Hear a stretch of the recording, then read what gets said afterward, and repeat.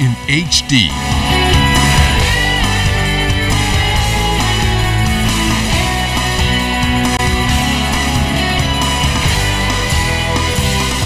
ZNS Network presents The Bahamas Tonight.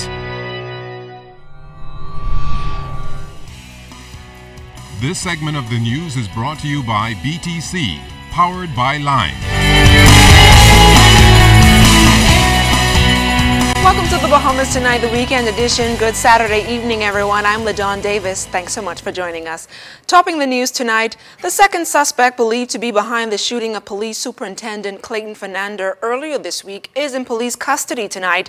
Head of the Central Detective Unit, Superintendent Paul Roll, confirmed that 21-year-old Exel Josie, a.k.a. Lyndon Bethel of Dignity Gardens, was arrested around 7:15 last night on Collins Avenue. His arrest comes just a day after police were able to capture the first suspect less than 24 hours after launching an island-wide manhunt. Superintendent Fernandez had just arrived in the driveway of his St. Vincent Road home Wednesday night when he was reportedly shot multiple times about the body by two masked men in what's believed to have been an attempted robbery. Police hope to wrap up investigations sometime either today or tomorrow. Meantime, the junior police officer, who was also hospitalized Wednesday night with serious injuries to the head, had regained consciousness. Superintendent Roll confirmed Constable Philippine Brown was able to provide police with some details of what happened and confirmed that he was not shot to the head as initially reported. There was some altercation at Porter's Key, and he had attempted to effect an arrest, and he was attacked and struck to the head with an object. He was able to get away from this group and drove himself to Doctor's Hospital, and the rest of the story I think you're aware of. Authorities are questioning a 52-year-old male resident of West End Avenue in connection with the country's latest homicide after a male was reportedly stabbed multiple times. Superintendent Roll told reporters that it was around 2:55 this morning when officers were on mobile patrol in the area of Blue Hill Road and West End Avenue when they were alerted about a particular vehicle. Attention was brought to a male in a vehicle. This male, upon being stopped by the officers, indicated that a young man had just been stabbed and they were requesting assistance. The officers assisted these persons to the hospital, where upon arrival at A&E, this male, who was suffering from multiple stab wounds, was pronounced dead. And still on police news, well, it turns out that the country's 27th homicide victim, who's been identified as 38-year-old Randolph Almanto Coakley, was only a wanted man here, in the Bahamas, but in the United States as well. In fact, Coakley was featured last year on America's Most Wanted fugitive list in connection with several homicides there. Confirmed that we have received notice from the Miami police that that suspect has been wanted in Miami for a double homicide that took place sometime in 2011. We were looking for him in regards to a murder that took place on Sapodilla Boulevard here in Nassau. That took place sometime, I think it was early last year. A gentleman who pulled up at his residence around 2 a.m. in the morning and was accosted and shot.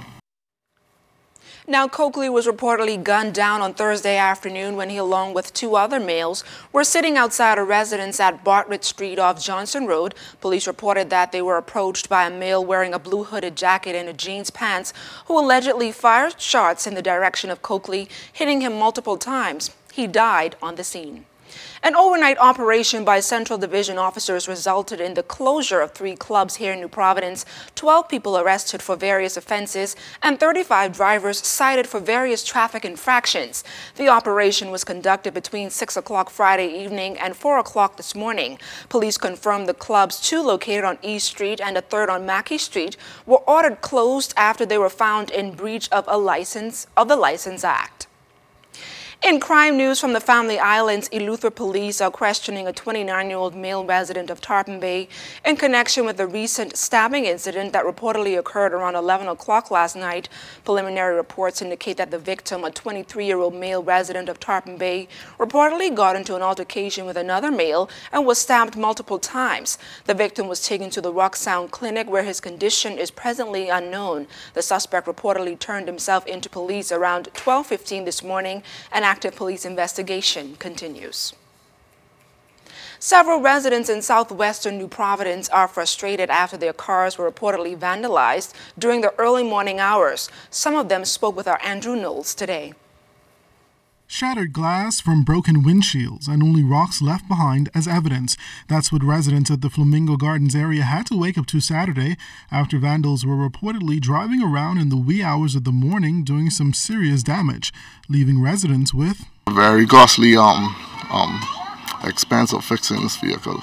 The scene would infuriate just about anyone. The back windshield of Monel Sweeting's mother's vehicle was smashed in. He says it was around 4 a.m. when he heard loud noises outside. Then I heard a crash, and then shortly after that I opened up the front door and I saw this black truck sped off. And I came to the road and they was down the road like stop, and I saw where a male came off the back of the truck and smashed another car glass and then went down the road and smashed another car glass. So, I don't know what's going on in this country now. But what would cause a group of young men to allegedly vandalize random vehicles? I don't know whether it is coming from a party or they just drive around doing this stuff or whatever, but it appeared to me like they break in like 13 or 14 other cars or so, because I drive down the road and it's more cars even further on St. Vincent Road that are trash. I don't know, at 4:30, 5 o'clock in the morning, what they on, what they will think, what come in your mind at 4 o'clock in the morning, just say let's ride around and vandalize people things at 4:30 in the morning when you should be in your bed. I just don't understand it. That's a question I need somebody in security to tell me. But Ismay Black didn't realize what happened until she was about to go out Saturday morning. She's one of the residents along St. Vincent Road who we found cleaning up the pieces of glass from her vehicle. Ready to go out, not even knowing that it was smashed until he all out say, "It's me, you smash your back windshield damage." I'm like, what? Come to find out, two of the gentlemen, they'll see me all with permits sitting up in the windshield. That is, I don't know, it's a flat invasion. Now, a number of complaints were lodged here at the Kamaica Road Police Station. In fact, we understand that this morning there are about 6 complaints that were filed, with more still coming in. In the meantime, residents remain hopeful that authorities will be able to provide some assistance in the matter. Andrew Knowles, ZNS Network News. Thanks, Andrew. When the weekend edition continues, a new employee of the year crowned at Sandals Emerald Bay in Exuma. That story and more coming up.